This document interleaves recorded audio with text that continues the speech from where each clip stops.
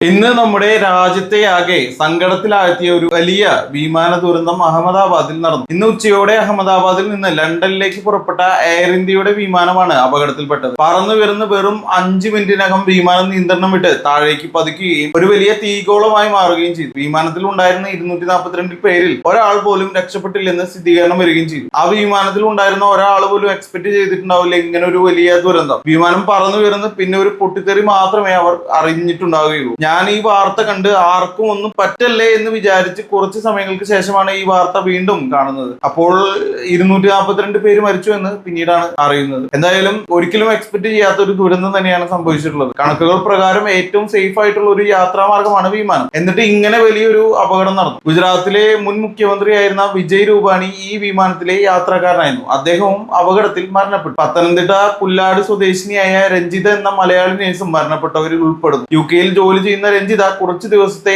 അവധിക്ക് നാട്ടിൽ വന്ന് പ്രിയപ്പെട്ടവരെ കണ്ടു മടങ്ങുന്ന വഴിക്കാണ് അപകടത്തിൽപ്പെട്ടത്. വിമാനം തകർന്നു വീണത് മെഡിക്കൽ വിദ്യാർത്ഥികൾ താമസിക്കുന്ന ഒരു ഹോസ്റ്റൽ കെട്ടിടത്തിന് മുകളിലാണ്. ഈ ഇടിയിൽ ഹോസ്റ്റലിൽ ഉണ്ടായിരുന്ന 5 വിദ്യാർത്ഥികളും മരണപ്പെട്ടു. മറ്റു പലർക്കും പരിക്കേറ്റിട്ടുണ്ട്. ഇതോടെ അപകടത്തിലെ ആകെ മരണം 247 ആയി. അപകടം നടന്ന സ്ഥലത്ത് പോലീസും സൈന്യവും രക്ഷാപ്രവർത്തനം തുടരുകയാണ്. വിമാനം പൂർണ്ണമായി കത്തിക്കരിഞ്ഞതിനാൽ കാര്യങ്ങൾ വളരെ പ്രയാസകരമാണ്. ഇത്രയും വലിയ വിമാന ദുരന്തത്തിന്റെ യഥാർത്ഥ കാരണം കണ്ടെത്താൻ ഔദ്യോഗിക അന്വേഷണ റിപ്പോർട്ടിനായി കാത്തിരിക്കേണ്ടതുണ്ട്. എയർക്രാഫ്റ്റ് ആക്സിഡന്റ് ഇൻവെസ്റ്റിഗേഷൻ ബ്യൂറോ വിമാനത്തിന്റെ ബ്ലാക്ക് ബോക്സുകൾ ഉൾപ്പെടെ വിശദമായി പരിശോധിച്ച ശേഷമേ അന്തിമ നിഗമനത്തിൽ എത്താൻ സാധിക്കൂ. എങ്കിലും ഒരു വിമാനം പറന്നു ഉയർന്ന ഉടൻ അപകടത്തിൽപ്പെടുമ്പോൾ വിദഗ്ധർ പരിഗണിക്കുന്ന ചില പ്രധാന സാധ്യതകളുണ്ട്. ഈ അപകടത്തിന്റെ കാര്യത്തിലും അത്തരം സാധ്യതകളാണ് ഇപ്പോൾ ചർച്ച ചെയ്യുന്നത്. ഇതിൽ തന്നെ എഞ്ചിനുകൾക്ക് സംഭവിച്ച പിഴവാണ് മുഖ്യമായി പരിശോധിക്കുന്നത്. പറന്നു ഉയരുന്ന സമയത്ത് വിമാനത്തിന് ഏറ്റവും കൂടുതൽ ശക്തി ആവശ്യമാണ്. ഈ ഘട്ടത്തിൽ ഒന്നോ അതിലധികമോ എഞ്ചിനുകൾക്ക് തീപിടിക്കുകയോ പ്രവർത്തനം നിൽക്കുകയോ ചെയ്താൽ അപകടം സംഭവിക്കാം. അതോടൊപ്പം വിമാനത്തിന്റെ നിയന്ത്രണ സംവിധാനങ്ങളിൽ വന്ന പിഴവും വലിയൊരു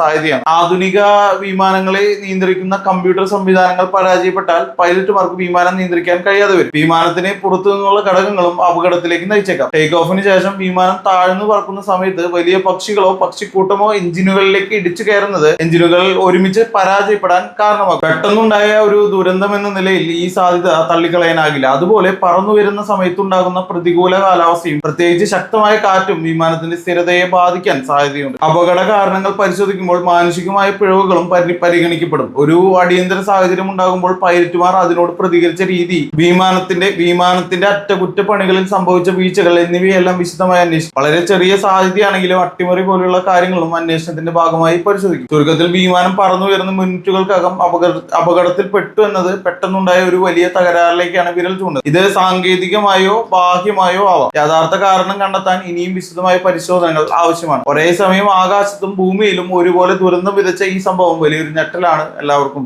നൽകിയിരിക്കുന്നത്. അഹമ്മദാബാദിൽ നടന്ന വിമാന ദുരന്തത്തിന്റെ യഥാർത്ഥ കാരണം കണ്ടെത്താൻ ഔദ്യോഗിക അന്വേഷണ റിപ്പോർട്ടുകൾക്കായി കാത്തിരിക്കാം.